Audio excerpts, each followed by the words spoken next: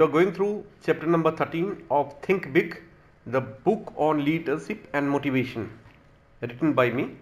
And today's topic is qualities of a good leader. There is a story in Panchatantra about three fish that lived in a pond.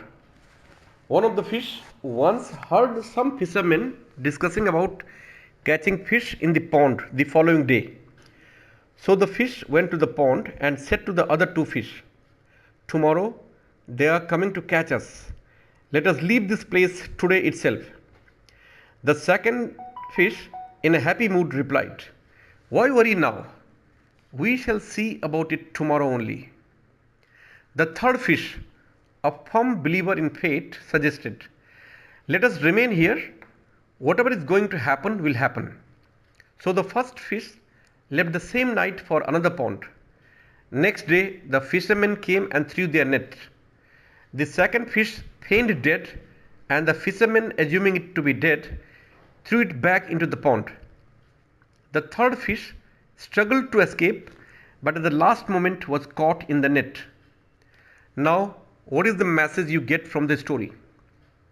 The message is, don't depend upon fate, plan beforehand and take action, was the message from the first fish. The second fish was actually doing crisis management, which is nevertheless one of the strong points in management. The third fish simply believed in luck and perhaps did misunderstand the message given in our religious scriptures. Only the cowards can say that whatever is going to happen will happen. See now, wisdom is not in being a Bhagyavadi, that is, depending on fate. Our scriptures actually say, have an enterprising spirit, but don't worry about the results. The first two fish have some acumen of leadership, but the third one did have none. Now, again I take you back to the question of leadership. There are two stories related to it. A lion, who was the king of the forest, once called all the animals and said, "I need to have a court, and as I am the king of the forest, you all should help me." He then told the jackal, "Go and hunt some food for me." Look at the mentality of such a leader, the lion, who has nobody but himself to think of. Another story goes like this. A flock of birds was caught in a net. The leader of the birds called his old friend Mouse to help them out. The mouse tried to help the leader first, but he refused, saying, "No, first release my people, my turn will come afterwards."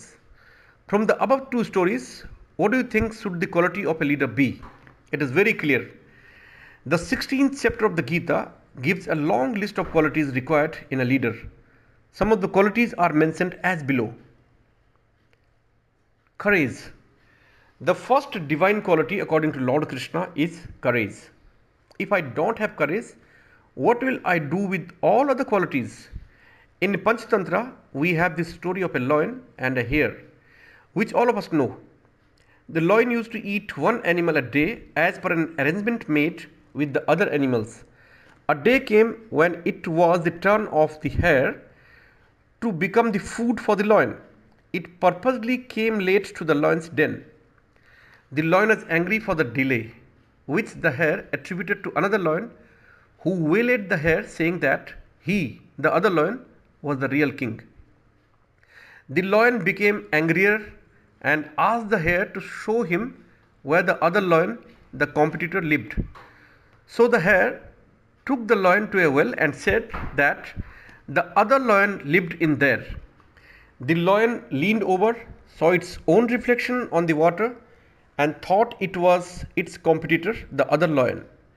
Fuming with anger, the lion jumped into the well to have a fight with the other lion. That was the end of it.